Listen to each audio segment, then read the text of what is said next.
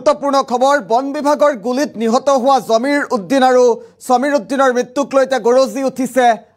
আমচুৰ তৰফৰ পৰা কেইবাটাও বিস্ফোৰক মন্তব্য কৰা হৈছে বন বিভাগৰ বিৰুদ্ধে কেইবাটাও বিস্ফোৰক যিহেতু উত্থাপন কৰিছে আমচুৰ দাবী যদি চৰকাৰে মানি নলয় সমগ্ৰ অসমতে সৰ্ববৃহৎ প্ৰতিবাদ সাব্যস্ত কৰাৰ হুংকাৰ প্ৰদান কৰা হৈছে আমচুৰ তৰফৰ পৰা কি গুৰুত্বপূৰ্ণ অভিযোগ উত্থাপিত কৰা হৈছে বন বিভাগৰ বিৰুদ্ধে এই মুহূৰ্তত জনাৰ চেষ্টা কৰিম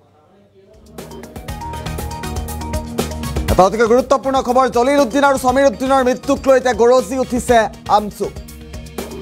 আমচুৰ দাবীৰে মানিলে সৰ্ববৃহৎ আন্দোলনৰ হুংকাৰ প্ৰদান কৰা হৈছে লাওখোৱা অভয়াৰণ্যত বন বিভাগৰ গুলিত নিহত হৈছিল দুই ভাতৃ জলিল উদ্দিন আৰু সমীৰ উদ্দিন দুই ভাতৃৰ মৃত্যুৰ পাছত এতিয়া বন বিভাগৰ বিৰুদ্ধে বিস্ফোৰক অভিযোগ উত্থাপন কৰিছে আমচুৰ সভাপতি ৰেজাউল কৰিম চৰকাৰে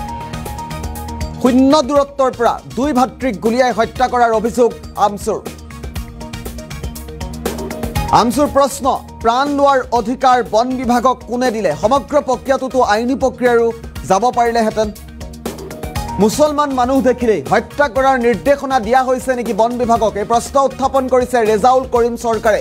বন বিভাগৰ বিৰুদ্ধে বিহিত ব্যৱস্থা নললে অপ্ৰীতিকৰ পৰিৱেশৰ সৃষ্টি কৰাৰ হুংকাৰ দিছে আমচুৱে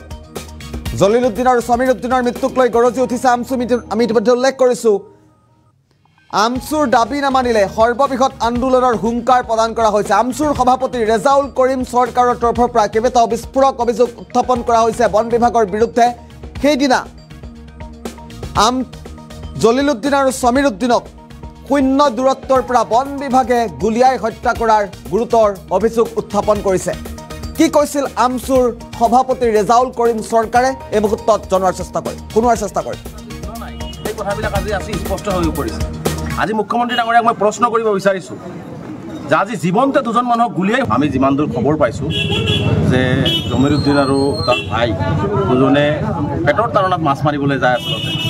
আচলতে মাছ মাৰিব গৈছিলে তেওঁলোকক আমি যিখিনি খবৰ পাইছোঁ যে শূন্য দূৰত্বৰ পৰাই তেওঁলোকক গুলিয়াই হত্যা কৰা হৈছে গতিকে এইটো কোনো ধৰণৰ গুলি চলানৰ ঘটনা নহয় এইটো গুলিয়াই হত্যা কৰাৰ ঘটনা বুলি আমি এইটো স্পষ্টভাৱে অভিযোগ কৰিছোঁ কাৰণ বন বিভাগে আমি নগাঁৱত আগতেও দুজন মানুহক নিৰস্ত্ৰ মানুহক নিৰহী মানুহক তেওঁলোকে গুলিয়াই হত্যা কৰিছে তাৰপিছত এইবাৰ আকৌ আজি এইসকল মানুহ উচ্ছেদিত বিভিন্ন সময়ত তেওঁলোকে পেটৰ তাৰণাত অলপ মাছ মাৰিবলৈ গৈ জাল পেলাব গৈছিলে আৰু তেনে ক্ষেত্ৰত তেওঁলোকক গুলিয়াই হত্যা কৰা হ'ল এই কাৰ্যটোক আমি তীব্ৰভাৱে নিন্দা কৰিছোঁ কৰিছোঁ আৰু ফৰেষ্ট বিভাগে ক'ত অধিকাৰ পালে কোনজন অফিচাৰৰ নেতৃত্বত কোনে অধিকাৰ দিলে যে এজন জীৱন্ত মানুহক গুলিয়াই হত্যা কৰাটো কাৰণ মানুহে কোনোবা দোষ কৰিব পাৰে মানিছোঁ মানুহে মাছ মাৰিব গৈছে তেওঁ আইন বিৰোধী কাম কৰিছে তেওঁক ধৰি বান্ধি গ্ৰেপ্তাৰ কৰি তাক জেল হাজতত প্ৰেৰণ কৰিছে তাই আইনে শাস্তি দিলেহেঁতেন কিন্তু গুলিয়াই হত্যা কৰাৰ ৰুলটো ক'ত আছে আচলতে গৃহ বিভাগটো যে সম্পূৰ্ণ বিফল হৈছে মুখ্যমন্ত্ৰীৰ কথা যে এতিয়া চলা নাই মানে গৃহ বিভাগৰ দায়িত্বত থকা মুখ্যমন্ত্ৰী যে আচলতে ফৰেষ্ট ডিপাৰ্টমেণ্টত যে আজি শুনা নাই এই কথাবিলাক আজি স্পষ্ট হৈ পৰিছে আজি মুখ্যমন্ত্ৰী ডাঙৰীয়াক মই প্ৰশ্ন কৰিব বিচাৰিছোঁ যে আজি জীৱনতে দুজন মানুহক গুলিয়াই হত্যা কৰা হ'ল আচলতে বন বিভাগক লাইচেঞ্চ দি থোৱা হৈছে নেকি যে মানুহ দেখিলেই তেওঁলোকক গুলিয়াই হত্যা কৰিব লাগিব বন বিভাগে এৰেষ্ট কৰিব নোৱাৰে নেকি না কেৱল মাত্ৰ মুখ্যমন্ত্ৰীয়ে এইটো নিৰ্দেশ দিছে নেকি মুখ্যমন্ত্ৰী ডাঙৰীয়ালৈ মোৰ প্ৰশ্ন যে মুছলমান মানুহ যদি কোনোবা ক'ৰবাত মাছ মাৰিব যায় ফৰেষ্টত খৰি কাটিব যায় গৰু ৰাখিব যায় দেখিলেই যাতে তেওঁলোকক গুলিয়াই হত্যা কৰা হয় এই নিৰ্দেশ দিয়া হৈছে নেকি মুখ্যমন্ত্ৰীয়ে এই স্থিতি স্পষ্ট কৰিব লাগে গতিকে আমি এই যোৱা নিশা যি ঘটনা সংঘটিত হৈছে এইটো কোনো পদ্ধতিতে আমি সহজভাৱে মানি লোৱা নাই আমি স্পষ্টভাৱে অসমৰ মুখ্যমন্ত্ৰী ডাঙৰীয়াক ক'ব বিচাৰিছোঁ যে মুখ্যমন্ত্ৰী ডাঙৰীয়া যিজন ফৰেষ্ট অফিচাৰৰ নেতৃত্বত যোৱাকালি আমি খবৰ পোৱা মতে আমি অভিযোগ পোৱা মতে শূন্য দূৰত্বৰ পৰা দুই ভাই ককায়ক গুলিয়াই হত্যা কৰা হ'ল কোন ফৰেষ্ট অফিচাৰৰ নেতৃত্বত গুলিয়াই হত্যা কৰা হ'ল তেওঁক গ্ৰেপ্তাৰ কৰাৰ দাবী আমি প্ৰথমতে উত্থাপন কৰিছোঁ আৰু যোন কালি বিষয়া তেওঁলোকে তাত উপস্থিত আছিল তেওঁলোকৰ বিৰুদ্ধে ব্যৱস্থা গ্ৰহণ কৰিব লাগে আজি অসমৰ আপুৰুগীয়া সম্পদ আজি অসমৰ সম্পদ গড় যেতিয়া হত্যা হয় আজি গড় চিকাৰীক ধৰি গুলি কৰি হত্যা কৰা দূৰৰ কথা ধৰিবলৈ তেওঁলোকৰ ক্ষমতা নাই আজি নিৰহী খাটি খোৱা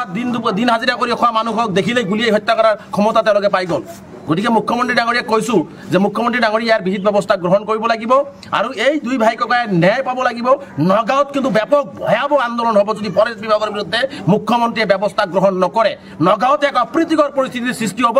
গতিকে যদি মুখ্যমন্ত্ৰী ডাঙৰীয়াই বন বিভাগৰ যোৱাকালি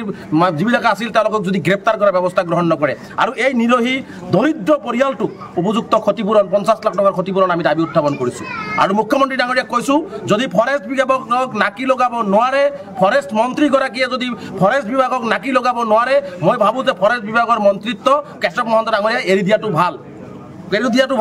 আৰু ফৰেষ্ট বিভাগক নাকি লগাওক যাতে কোনো নিৰ্দোষী মানুহক হত্যা নকৰে আৰু আমি আইনগতভাৱে এইটো যুঁজিম কাৰণ এজন মানুহক কোনেও হত্যা কৰিব নোৱাৰে দক কৰিলেও তেওঁক আইনগতভাৱে কোৰ্ট আছে আইন আছে ফাটাৰ ব্যৱস্থা গ্ৰহণ হ'ব গতিকে এই দুই ভাই ককাইৰ কাৰণে আমি প্ৰয়োজনত এই ফৰেষ্ট বিভাগৰ বিৰুদ্ধে বন বিষয়াসকলৰ বিৰুদ্ধে আইনগত যুঁজ আমি চলোৱাৰ কাৰণে সিদ্ধান্ত গ্ৰহণ কৰিছোঁ যদি তেওঁলোকে ন্যায় নাপায় গতিকে মুখ্যমন্ত্ৰী ডাঙৰীয়াক মই আপোনাৰ পৰা আহ্বান জনাইছোঁ যে আপুনি হিটলাৰী শাসন বন্ধ কৰক মানুহক মানুহ বুলি গণ্য কৰাৰ ব্যৱস্থা গ্ৰহণ কৰক মানুহক গুলিয়াই হত্যা কৰি বাবা লোৱাটো অসম চৰকাৰে বন্ধ কৰক এইটো আমাৰ স্পষ্ট দাবী মুখ্যমন্ত্ৰীৰ প্ৰতি গতিকে মুখ্যমন্ত্ৰী